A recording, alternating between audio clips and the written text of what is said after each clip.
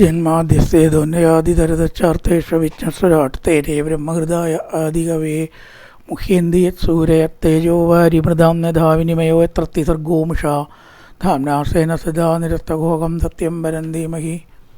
നമസ്കാരം. സനാതന ധർമ്മ സംഹിതകൾ പങ്കുവയ്ക്കാനുള്ള ചാനലായ നാദശ്രീയിലേക്ക് എല്ലാവർക്കും സ്വാഗതം. പ്രിയരെ, ചാനൽ സബ്സ്ക്രൈബ് ചെയ്യാനും ലൈക്ക് ചെയ്യാനും ഓർമ്മപ്പെടുത്തിക്കൊള്ളുന്നു. ശ്രീമദ് ഭാഗവതം തൃതീയ സ്കന്ധം 6-ാമത്തെ അധ്യായം പാരായണമാണ് ഇനി ചെയ്യേണ്ടത്.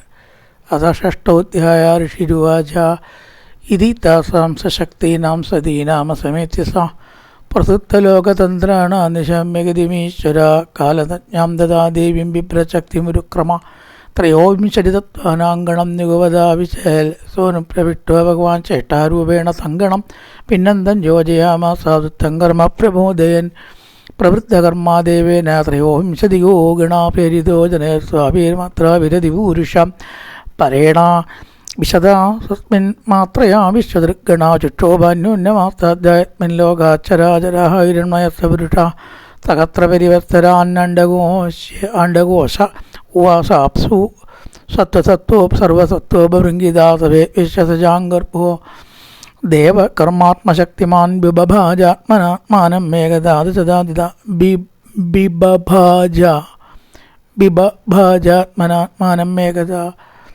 ദശദാ ത്രിധാ ഏഷാകശേഷതത്വാനാമാത്മാംശ പരമാത്മനാ ദ്യോവതാരോ യത്രാസോ ഭൂതഗ്രാമോ വിഭാവ്യതേ സാധ്യാത്മസ്വാരിദേവച്ച സാധിഭൂതൈതിത്യതാ വിരാപ്രാണോ രസവിധേ ഗതാഗതേന സ്യാ പരം വിശ്വസജാമീശോ വിജ്ഞാപിതമദോക്ഷജാ വിരാജം അതപത്സ്വേന തൈജശേഷാം വിവൃത്തയെ അതത്തസ്യാപി തപ്തസ്യ കരിജായതനാനിഹ നിരവിദ്യന്തദേവാനാം താനി മേ ഹൃദശ്ചൃണു തസ്യാക്തിരാസ്യം നിർഭിന്ന ലോകപാലോപി സത്പദം വാചാ സംശയേന വക്തവ്യം മയാസോ പ്രതിപത്യതേ നിർഭിന്നന്താലുവൃണോ ലോകപാലോപി സത്തരേ യുക്തയാംശേന ശരസോ യയാസോ പ്രതിപത്യതേ.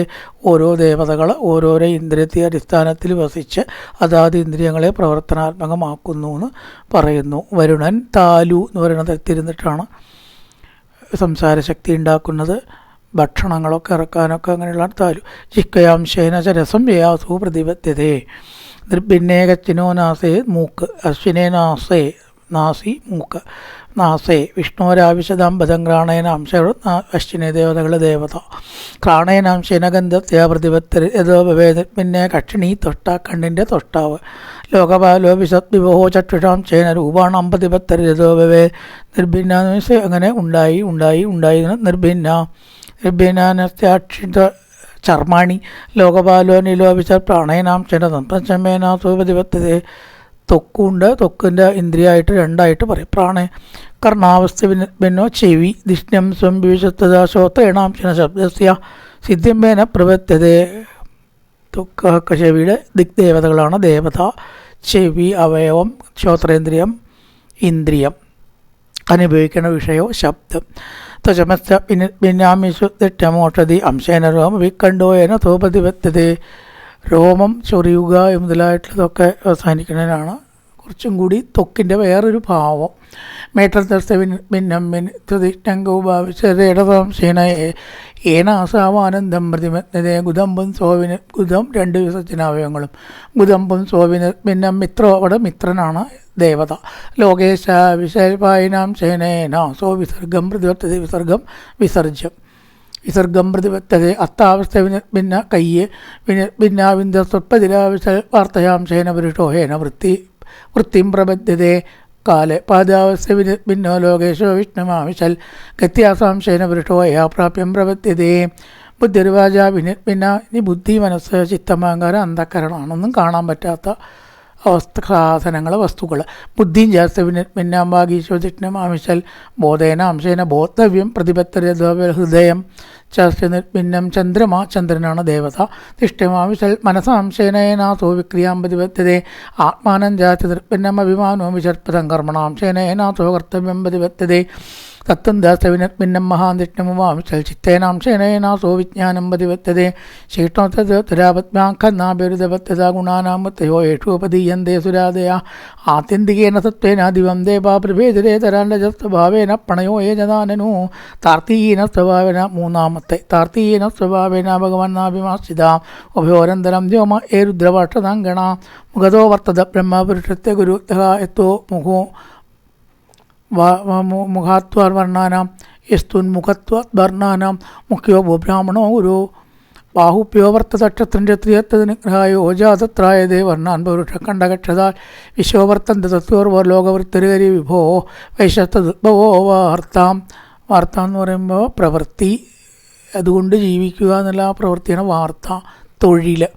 ഗൃണാം എസ്തമവർത്ത പത്ഭ്യാം ഭഗവതോ. ഇനി 4 വർണ്ണങ്ങളാണ്: ബ്രാഹ്മണൻ, രത്യം, വൈശ്യൻ, ശൂദ്രൻ. പത്ഭ്യാം ഭഗവതോ ജജ്ഞേഷു സൂക്ഷാധർമ്മതിത്തേതത്യാഞ്ജാത പുരാ ശൂദ്രോ യത്പ്രത്യോ വൃത്തിയ തുഷ്യദേഹരിയേതേ വർണ്ണാഹുധർമ്മേണ യജന്തി സ്വഗുരും ഹരിം ശ്രദ്ധയാത്മവിശുദ്ധത്വം യജ്ഞാതാതക വൃത്തിവേദക്ഷത്തർ ഭഗവതോ ദേവകർമാത്മരൂപിണ കശ്ചത്യാതുഭാകർത്തം യോഗമായ അവലോദയം. ഭഗവാന്റെ യോഗമായ വൈഭവം വർണ്ണിക്കാൻ ആർക്കാണ് സാധിക്കുക?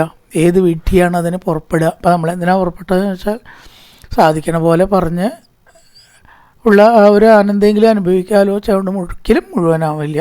അതാപിക്ക് തയാമ്പങ്ക യഥാമതേ യഥാർത്ഥം കേട്ട പോലെ പറയുക, അത്രയേ ഉള്ളൂ.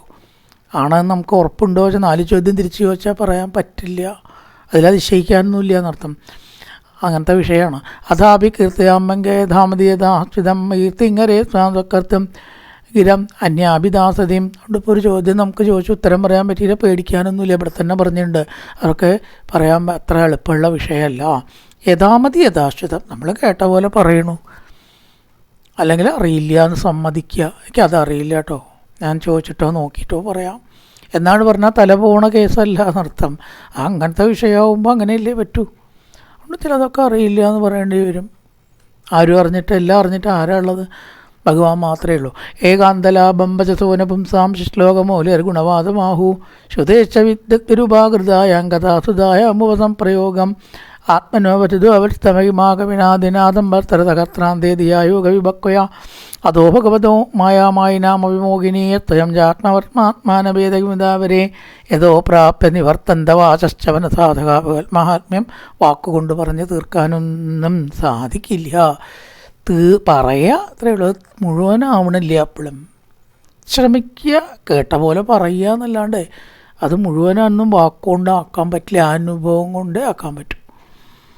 അഹഞ്ജാന്യ ഇമേ ദേവ തസ്മൈ ഭഗവതേ നമാം ശ്രീമദ്ഭാഗവതേ മഹാപുരാണേ പാരമുഖന്തംബിതായ അന്ത്യസ്കന്ധേ ഷഷ്ടോധ്യായ സർവത്ര ഗോവിന്ദനാമസങ്കീർത്തനം ഗോവിന്ദ ഗോവിന്ദ. ഇനി 7ാമത്തെ അധ്യായമാണ്.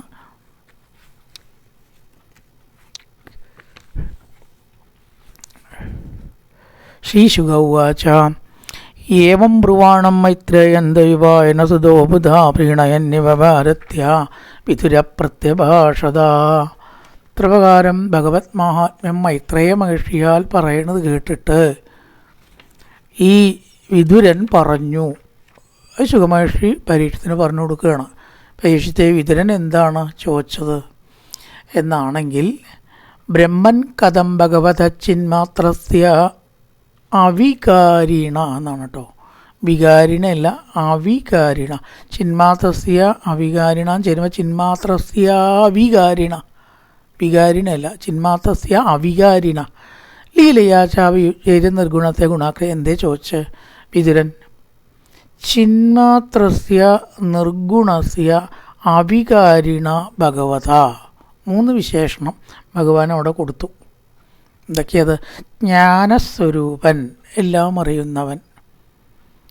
ആ ഈശ്വരൻ നമ്മുടെ മനസ്സിൽ പ്രകാശിച്ചാൽ നമുക്ക് അറിയേണ്ടതൊക്കെ അറിയും. ആറ്റം ബോംബ് എങ്ങനെ ഉണ്ടാക്കാമെന്ന് ചിലപ്പോൾ അറിഞ്ഞില്ല എന്ന് വരും. അതാ അറിയേണ്ടതൊക്കെ അറിഞ്ഞത് എന്ന് പറഞ്ഞത്. അതറിയേണ്ടത് ജീവൻ്റെ തത്വം, എങ്ങനെയാണ് മരിക്കണം, എങ്ങനെയാണ് ജനിക്കണം, പുനർജന്മം, അതിനെക്കുറിച്ച് അറിയേണ്ടത് അറിയും. അത്രയും മനുഷ്യനെ അറിയണ്ടു. ഇതൊന്നും അറിഞ്ഞിട്ടൊന്നും വലിയ പ്രയോജനമൊന്നുമില്ല. ചന്ദ്രനിൽ പോയി ചൊവ്വയിൽ പോയി എന്താ വന്നിട്ടുണ്ടാവണം. ചേട്ടൻ സാങ്കേതിക വിദ്യയുടെ വളർച്ച, സാങ്കേതിക വിദ്യയുടെ വളർച്ച കോടിക്കണക്കിന് ഉറുപ്പ്യ ചൊവ്വയിലേക്ക് പോകാൻ ചിലവാക്കിയിട്ട് എന്താ അവിടെ 4 സെൻറ്റ് സ്ഥലം വാങ്ങാൻ പോകുന്നുണ്ടോ? ഒന്നും നടക്കില്ല. കാരണം വെള്ളം തന്നെ ഇല്ല, ശരീരത്തിലെ ആകർഷണ ശക്തിയില്ല, അവിടെ ഇല്ലേ ജീവിക്കാൻ പോകണം. ആദ്യം ഭൂമിയെ പറ്റി പഠിക്കട്ടെ, ഭൂമിയെ പറ്റി പഠിച്ചിട്ട് അറിവ് മുഴുവനാക്കട്ടെ, എന്നിട്ടാവാൻ ചന്ദ്രനും ചൊവ്വയൊക്കെ. അതുകൊണ്ട് എന്തൊക്കെ വേസ്റ്റ് ഓഫ് മണി എന്നല്ലാണ്ട് ഞങ്ങളുടെ കൺസെപ്റ്റിൽ ഇടയെന്ന് പറഞ്ഞാൽ ആത്മീയ കൺസെപ്റ്റ് കേട്ടോ, അറിയൊരു വാതൊന്നും കിട്ടാനില്ല.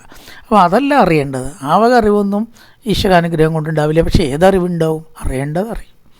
അറിയേണ്ടത് ജീവൻ്റെ തത്വത്തെക്കുറിച്ച് നമുക്ക് അറിയും.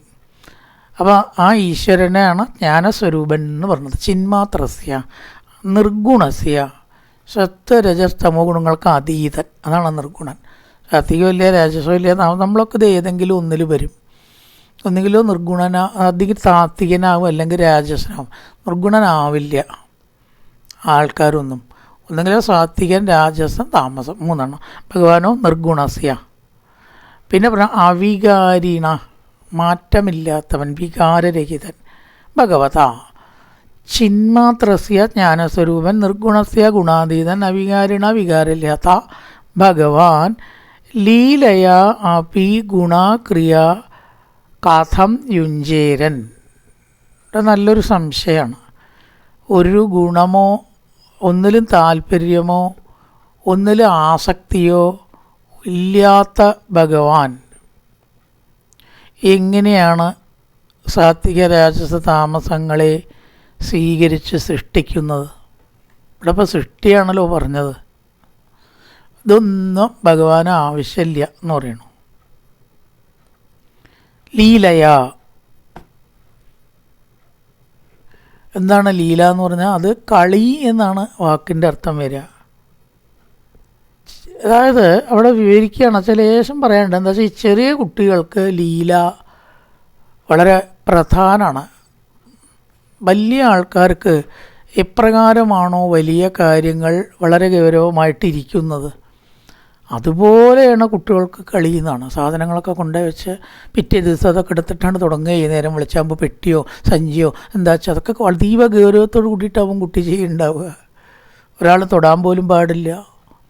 അവനെ സംബന്ധിച്ച കളി എന്ന് പറയുന്നത് കളിയല്ല, കാര്യമാണ്. ചെറിയ കുട്ടിക്ക് കളി കാര്യമാണ്, ശരിയല്ലേ? അവൻ്റെ കാര്യം അതാണ്. നേരം വിളിച്ചായ ഒരു ഡ്രൈവർ എങ്ങനെ ബസ് ഓടിക്കുന്നോ, കട തുറക്കുന്നുവോ ഒരാൾ, അതുപോലെയാണ് അവന് കളിപ്പാട്ടങ്ങൾ തുടങ്ങണം. ശരിക്കും തുടങ്ങണു, അവസാനിക്കണോ, എടുത്തു വയ്ക്കാൻ ചിലപ്പോൾ നമ്മൾ വേണ്ടിയിട്ടോ. എന്നാലും അതൊക്കെ അവൻ്റെ പ്രധാനമാണ്. അഥവാ അങ്ങനത്തെ കളികളില്ലെങ്കിൽ ഒരു കുട്ടി കുട്ടിയല്ല എന്നർത്ഥം. ആ കുട്ടിക്ക് എന്തോ പ്രശ്നമുണ്ട്.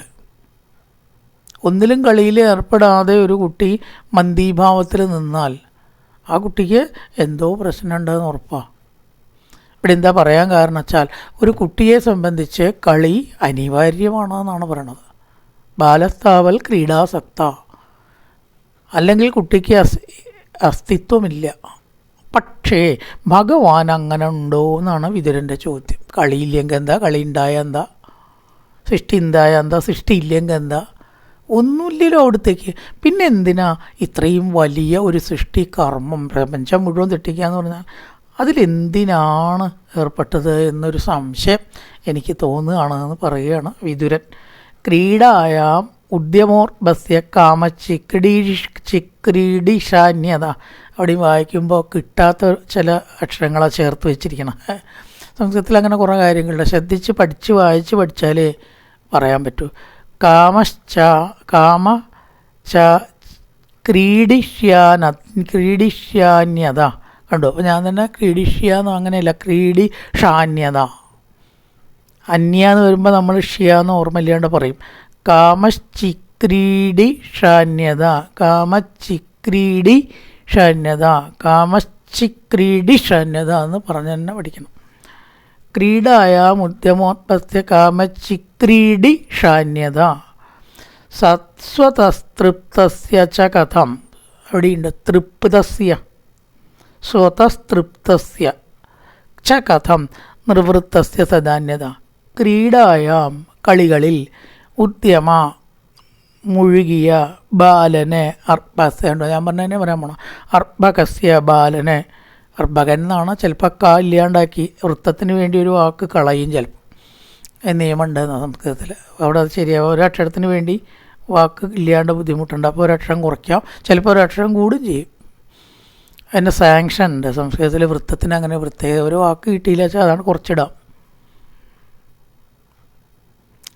ഇവിടെ അങ്ങനെ വന്നത്. സ്വതതൃപ്തസ്യ അന്യതാ നിവൃത്തസ്യ, ആ ഭഗവാൻ എന്തിനാണ് സൃഷ്ടി മുതലായിട്ടുള്ള കളികളിൽ ഏർപ്പെട്ടത്? അർഭസ്യ പറഞ്ഞാൽ അർഭകസ്യ, അർഭകനാണ് കുട്ടി എന്ന വാക്ക്. ക്രീഡായ മുദ്യമോ അർഭസ്യ, അർഭകസ്യ എന്ന് പറഞ്ഞാൽ ഒരു അക്ഷരം കൂടും. അപ്പോൾ അർഭസ്യ എന്ന് പറഞ്ഞാൽ അറിയണവർക്ക് മനസ്സിലാവും അത് അർഭകനാണ്. അർഭകൻ കുട്ടി. ഒരു കുട്ടിയെ സംബന്ധിച്ച് കളി അനിവാര്യമത്രേ. അങ്ങനെ വേണോ ഭഗവാന്? കാമചിക്രീഡി ഷാന്യത, ചിക്രീഡി ഷാന്യത, കളിയിൽ താല്പര്യം, കളിയിലുള്ള താല്പര്യം അവനെ സംബന്ധിച്ച് ഒഴിച്ചുവിടാൻ പറ്റാത്തതാണ്. അർഭസ്യ കുട്ടിയെ സംബന്ധിച്ച്. അങ്ങനെ ഭഗവാനില്ലല്ലോ, സ്വതതൃപ്തനല്ലേ. സ്വന്തത്തിൽ കളിയില്ലെങ്കിലും തൃപ്തനാണ്, കളി ഉണ്ടെങ്കിലും ഇല്ലെങ്കിലും ഒക്കെ ഒരുപോലെ. അങ്ങനത്തെ ഭഗവാനെയാണ് നമ്മൾ സ്വതതൃപ്തസ്യ, തന്നിൽ തന്നെ തൃപ്തനാവുക. നമ്മളാരും തന്നിൽ തൃപ്തരല്ല. അതുകൊണ്ടാണ് വിവാഹം കഴിച്ച ഒരാൾ കൂടെ ഇരിക്കട്ടെ, അപ്പോൾ കഴിഞ്ഞാൽ ഒരു കുട്ടി ഉണ്ടാവും, 2 കുട്ടി ഉണ്ടാവും, അതിലൊക്കെയായിട്ടൊരു ബന്ധമൊക്കെ വേണം. ഒന്ന് ഞാൻ അവിടെ നിന്ന് പോയിട്ട് വരാം, അയാളെപ്പോഴും ഇങ്ങോട്ട് വരണതല്ലേ. ഇങ്ങനെ നമുക്ക് എത്രയോ സംഗതികൾ, ചില സാധനങ്ങളുണ്ടെങ്കിൽ സുഖിക്കാൻ പറ്റൂ. ചിലക്ക് മുറുക്കാൻ വേണം, ചിലക്ക് സിഗരറ്റ് വേണം, ചിലക്ക് പാട്ടിൻ്റെ ഉപകരണങ്ങൾ വേണം. നാരദനടക്കം വീണയോട് സംഘം ഉണ്ടായിരുന്നു, വീണയിന്. അപ്പോൾ ഇതൊക്കെ നമ്മൾ സ്വതതൃപ്തന്മാരല്ല. സന്തോഷിക്കണമെങ്കിൽ ഒന്നും കൂടി വേണം, അല്ലെങ്കിൽ ഭാഗവതെങ്കിലും വേണം. വെറുതെ ഒരു ഭാഗത്തിരുന്ന തൃപ്തിയില്ല. അപ്പം നമ്മൾ സ്വതതൃപ്തന്മാരല്ല. ഭഗവാനോ യാതൊന്നും ആവശ്യമില്ല. അങ്ങനത്തെ ആൾക്കാണ് എന്താ പറയുക, സ്വതതൃപ്തസ്യ, തന്നിൽ തന്നെ തൃപ്തനായിട്ടുള്ള ഭഗവാന് ഇത്രയും വലിയ സൃഷ്ടികർമ്മം എന്തിനാണ് ചെയ്തത്? ഒന്ന് ആലോചിച്ചു. അതിൻ്റെ ഉത്തരം എന്തായിരിക്കും? ഒരു നിലയ്ക്ക് ഉത്തരം കിട്ടാത്തൊരു ചോദ്യം അത്.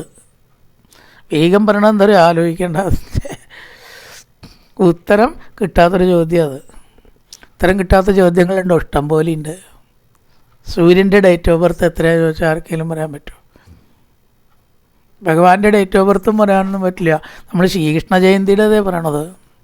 മഹാവിഷ്ണുവിൻ്റെ ഡേറ്റ് ഓഫ് ബർത്ത് എന്നൊന്നില്ല. ആള് തിരുവോണാണെന്നൊക്കെ എന്താ തെളിവ്? ഒരു തെളിവുമില്ല. അപ്പോൾ ഉത്തരം കിട്ടാത്ത ചോദ്യങ്ങൾ ധാരാളം ഉണ്ട്. അങ്ങനെ ചോദ്യം അതാണ് അതിന് ഉത്തരം ഇല്ല എന്ന് തന്നെയാണ് മറുപടി. അസ്ത്രാക്ഷി ഭഗവാൻ വിശ്വം ഗുണമയി ആത്മമായ തയാ സംസ്ഥാപയത്തേതത്ത് ഭൂയ പ്രത്യവിദാസ്യതി. ഗുണരൂപിണിയായ തൻ്റെ ശക്തി, ആത്മമായ തൻ്റെ ശക്തിയാൽ ഏതത് വിശ്വം, ഈ ലോകത്തെ ഭഗവാൻ ഈശ്വരൻ അസ്രാക്ഷി സൃഷ്ടിച്ചു. തയാ ആ ശക്തിയെ കൊണ്ട് തന്നെ സംതാപേതി രക്ഷിക്കുന്നു. ഭൂയ പ്രത്യവിദാസ്ഥിതി ലയിപ്പിക്കുന്നു, നശിപ്പിക്കുന്നു. നശിപ്പിക്കുകയല്ല, തന്നിൽ ലയിപ്പിക്കുക എന്ന് പറയുന്നതാണ് ശരി. എവിടെയും പോകണില്ല അത്ര ഇതൊന്നും. പ്രളയകാലത്ത് സംഹാരം എന്ന് പറയുന്നത് നശിപ്പിക്കലല്ല, ലയിക്കലാണ്. ലയിച്ചാൽ അതില്ല എന്ന് പറയുക. ഉപ്പ് വെള്ളത്തിൽ ലയിച്ച ഉപ്പ് അവിടെ തന്നെ ഉണ്ട് എന്ന പോലെ ഭഗവാനിൽ ലയിപ്പിക്കുന്നു എന്ന് കേട്ടിരിക്കുന്നു. അസ്ത്രാക്ഷി ഭഗവാൻ വിശ്വം, വിശ്വം സൃഷ്ടിക്കുക, നിലനിർത്തുക, അതാണ് സംസ്ഥാപയതി. സംസ്ഥാപയതി ഏതത്, സംസ്ഥാപയത്തി ഏതത്, സ്ഥാപയതി പ്ലസ് ഏതത്, സംസ്ഥാപയത്തി ഏതത് ഭൂയപ്രത്യവിദാസ്യതി, പിന്നെ ഇല്ലാതാക്കി തന്നിൽ ലയിക്കുന്നു. ദേശതക്കാലതോയോസാവസ്ഥാതസ്വതോ അവിലുപ്ത അവബോധാത്മാ സയുജ്യേതാജയാഗതം. ദേശത ദേശം നിമിത്തം, കാലത കാലനിമിത്തം, അവസ്ഥാത അവസ്ഥാനിമിത്തം, സ്വത തന്നെ താൻ നിമിത്തമോ, അതൊന്നും അല്ലെങ്കിൽ സ്വയം കാരണമോ, അന്യത അന്യസംബന്ധം നിമിത്തമോ, യ ആസൗ യോസൗ യാതൊരു ഭഗവാൻ അവിലുപ്താവബോധാത്മാ നശിക്കാത്ത അറിവാകുന്ന സ്വരൂപത്തോടു കൂടിയവൻ. വല്ലാത്തൊരു വാക്ക. അവിലുപ്ത അവബോധാത്മാ, അവബോധം അറിവ്, ബോധം എന്ന് പറഞ്ഞാൽ അറിവാണല്ലോ. ആ അറിവ് നശിക്കില്ല എന്ന് പറയാനാണ് അവിലുപ്ത എന്ന് പറഞ്ഞത്. കഴിയാത്ത അറിവ്, അനശ്വരമായിട്ടുള്ള അറിവിൻ്റെ ഉറവിടം സ ഭഗവാൻ. ആ ഭഗവാൻ അജയ മായയോടെ എങ്ങനെ ചേരും? അതാണ് ചോദ്യം. മായ ബാധിക്കാത്ത ഭഗവാൻ ഇവിടെ ചേർന്നു. എന്നിട്ടാണല്ലോ സൃഷ്ടിൻ്റെ മായയെ തെറ്റിച്ചു എന്ന് ആദ്യം പറയണം. ആദ്യത്തെ സൃഷ്ടി എന്താ? മായ. എന്നിട്ടാണ് ലോകത്തെ തെറ്റിച്ചത്. തത്വം അഹങ്കാരം അങ്ങനെയാണ് പോണത്. അപ്പോൾ ആദ്യം തെറ്റിച്ചെന്താ? മായ. അപ്പോൾ ആ മായയോട് കൂടിയിട്ട് ഭഗവാൻ എങ്ങനെയാണ് ചേരുക? മായാബന്ധമില്ലാത്ത ആളല്ലേ ഭഗവാൻ? അത് എനിക്ക് ഒരു സംശയം തോന്നുകയാണ്. ഭഗവാൻ ഏക ഏവേഷ സർവക്ഷേത്രേഷു അവസ്ഥിത അമുഷ്യ ദുർഭഗത്വം വാ ക്ലേശോ വാ കർമ്മഭിക്കുത. ഏകനായിരിക്കുന്ന ഏഷ ഭഗവാനേവ, ആ ഭഗവാൻ തന്നെ സർവക്ഷേത്രേഷു എല്ലാ ശരീരങ്ങളിലും. എന്താ ക്ഷേത്രം എന്ന് പറഞ്ഞാൽ? ചുറ്റമ്പലോ മണിയടി ഗോപുരമല്ലോ മാത്രമൊന്നും അല്ല ക്ഷേത്രം.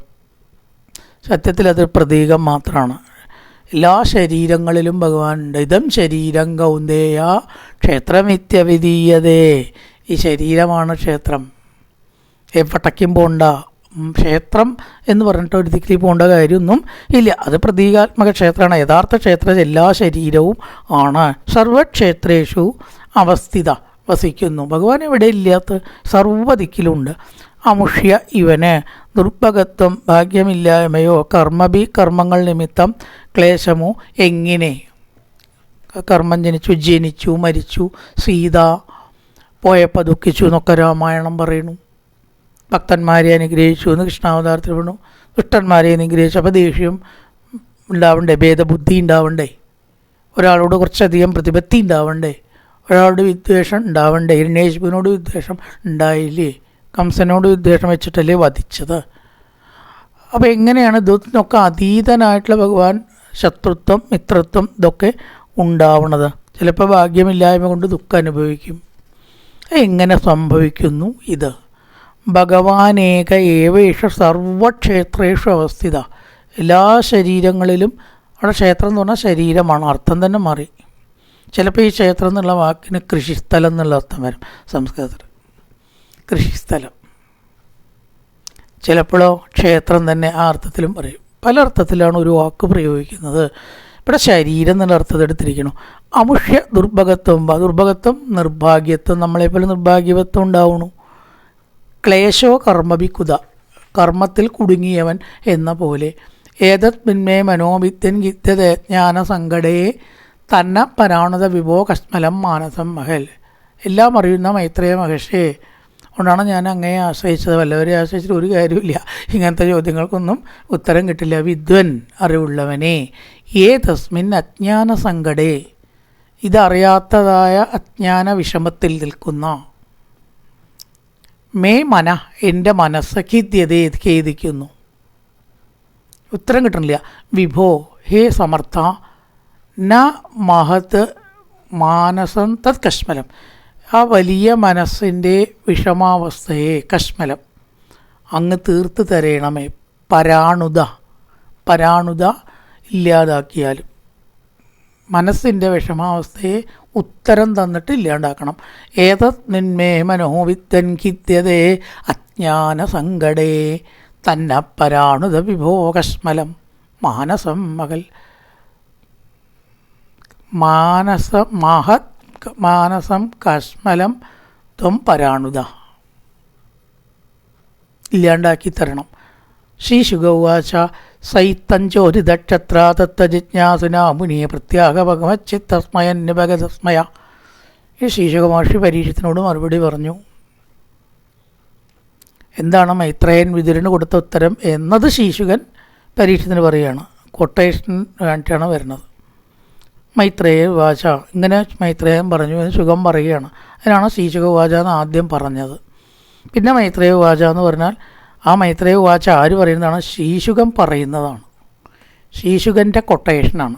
മൈത്രേയ വാച എന്ന് ശ്രീശുകം പറഞ്ഞു. ശ്രേയം ഭഗവതോമായ ഏന വിരുദ്ധ്യതേ ഈശ്വരസ്ഥ വിമുക്തസ്യ കാർപ്പണ്യമുദബന്ധനം. അദ്ദേഹം വിമുക്തനായ ഈശ്വരന് കാർപ്പണ്യം, വാക്കിൻ്റെ അർത്ഥം ദയനീയത, സങ്കടം, ജന്മം, ഗർഭത്തിൽ ജനിക്കുക, പ്രസവിക്കപ്പെടുക. വിമുക്തസ്യ, വിമുക്തന് ബന്ധനം. ബന്ധനവും എന്നത് നയേന തർക്കയുക്തിയോട് വിരുദ്ധ്യതേ വിരോധമായിരിക്കുന്നു. സ ഇയം ഇത് ഭഗവതമായ ഭഗവാന്റെ ഇച്ഛാശക്തിയായ മായയാകുന്നു. ഇവിടെ സേയം ഭഗവതോ മായയ്ക്ക് എങ്ങനെയാണ് ഭഗവാൻ വിധേയനാവണത്, ജനിക്കണോ മരിക്കണോ ദുഃഖത്തിന് കാരണമാവണോ എന്നൊക്കെയാണല്ലോ ഇപ്പം അങ്ങ് ചോദിച്ചത്. ഇവിടെ പറയാനുള്ളത് എന്താ ചോദിച്ചാൽ, മായ ഭഗവാന്റെ സൃഷ്ടിയാണ്. മായ നയേന വിരുദ്ധ്യതേ, ആ ഈശ്വരന് ബന്ധനം എങ്ങനെ സംഭവിക്കാനാണ്? ഭഗവാന്റെ ഇച്ഛാശക്തിയാണ് മായ. എല്ലാവരും മായയ്ക്ക് അടിമപ്പെടുമ്പോൾ ഭഗവാൻ മായയ്ക്ക് അടിമപ്പെടാതെ അതിനെ കൊണ്ടു നടത്തുന്നു. എന്തിനാണ് ഈ മായ? അത് ഉണ്ടെങ്കിലേ ലോകവും സൃഷ്ടിയുള്ളൂ, അല്ലെങ്കിൽ മായയുണ്ട്, ലോകമുണ്ടോ? അപ്പം അതിനു വേണ്ടി താൻ സൃഷ്ടിച്ചു എന്നല്ലാതെ അതിന് വിധേയനല്ല. നമ്മളൊരു ഉപകരണം ഉണ്ടാക്കി, നമ്മൾ തന്നെ ഉണ്ടാക്കിയിരിക്കണം. അത് നമുക്ക് വിധേയമാണ്. നമ്മൾ ഓണാക്കിയ ഓണാവണു, ഓഫാക്കിയ ഓഫാവണു. അത് സ്വന്തം നമ്മളെ നിയന്ത്രിക്കുന്നുണ്ടോ? ഒരിക്കലും ഇല്ല. ആയുധം നമ്മളുണ്ടാക്കിയ ആയുധം നമ്മൾ പറഞ്ഞതനുസരിച്ചാണ് പ്രവർത്തിക്കുക, അതിൻ്റെ ഇഷ്ടത്തിനല്ലല്ലോ. അപ്പം നമ്മളാൽ സൃഷ്ടിക്കപ്പെട്ട ഒരു വസ്തു നമ്മളുടെ നിയന്ത്രണത്തിലാണ് ആവണം, അല്ലാണ്ട് അതിൻ്റെ നിയന്ത്രണത്തിലല്ലോ. ഇതുപോലെ മായയെ ഭഗവാൻ സൃഷ്ടിച്ചതാണ് എന്നൊറ്റ കാര്യം ഓർത്താൽ മതി. ദെർഫോർ അതുകൊണ്ട് എന്താണ്, അത് ഭഗവാന്റെ നിയന്ത്രണത്തിലാണ്, അല്ലാണ്ട് അതിൻ്റെ നിയന്ത്രണത്തിൽ ഭഗവാനല്ല എന്ന് വിതുരനോട് പറഞ്ഞു. യഥർത്ഥേന വിനാമുഷ്യ പുംസ ആത്മവിപര്യയ പ്രതീയത ഉപാദൃട്ടുസ്ഥിരച്ഛേദനാധിക അന്വയം അമുഷ്യ പുംസ, ഈ ജീവാത്മാവിന് ആത്മവിപര്യ സ്വഭാവ വിപരീതാവസ്ഥ യാതൊന്നോ അത് അർത്ഥേന വിന പരമാർത്ഥത്തോടു കൂടാത്തതു തന്നെ. ഉപദ്രട്ടു സ്വപ്നം കാണുന്നവന് സ്വസ്ഥിരച്ഛേദനാധികം തല പോയി എന്നത് പ്രതീയതേ തോന്നുന്നത് പോലെ ഒന്നും യഥാർത്ഥത്തിലില്ല. ഭഗവാൻ ജനിച്ചു തോന്നുന്നു, ജനിച്ചിട്ടില്ല. കളികൾ നടത്തിയെന്ന് നമ്മളെ ധരിപ്പിച്ചു, കളികൾ നടത്തിയിട്ടില്ല. രുക്മിണി വിവാഹം കഴിച്ചു നമ്മളെ തോന്നിച്ചു, അങ്ങനെ ഉണ്ടായിട്ടില്ല. ഒരു കാര്യവും ഉണ്ടായിട്ടില്ല. എല്ലാം ഉണ്ടായി എന്ന് നമ്മളെ തോന്നിപ്പിക്കുകയാണ്. ഒരു സിനിമയിൽ എത്രയോ ഫിലിമുകൾ ഓടുക മാത്രം അവിടെ ഉണ്ടാവണം, വേറൊന്നും അവിടെ ഇല്ല. ഒരു നിശ്ചിത വേഗത്തിൽ ഫിലിമുകൾ ഓടുന്നു. ഇപ്പോൾ ഫിലിമൊന്നും അല്ല കേട്ടോ. എന്തായാലും ആ ദൃശ്യങ്ങൾ ഓടുകയാണ്, അല്ലാണ്ട് അവിടെ സ്റ്റണ്ടുണ്ടോ, ആളുണ്ടോ, കാറുണ്ടോ, പോലീസുണ്ടോ, വക്കീലോ, കോടതിയുണ്ടോ, ഒന്നുമില്ലല്ലോ. ഉള്ളതെന്താണ്? ഫിലിമോ ഷൂട്ട് ചെയ്ത സബ്സ്റ്റൻസേ ഉള്ളൂ. പക്ഷെ അത്രയും സംഭവ വികാസങ്ങൾ ആ വെള്ളിത്തിരയിൽ ഉണ്ട് എന്ന് നമ്മളെ തോന്നിക്കുന്നില്ലേ?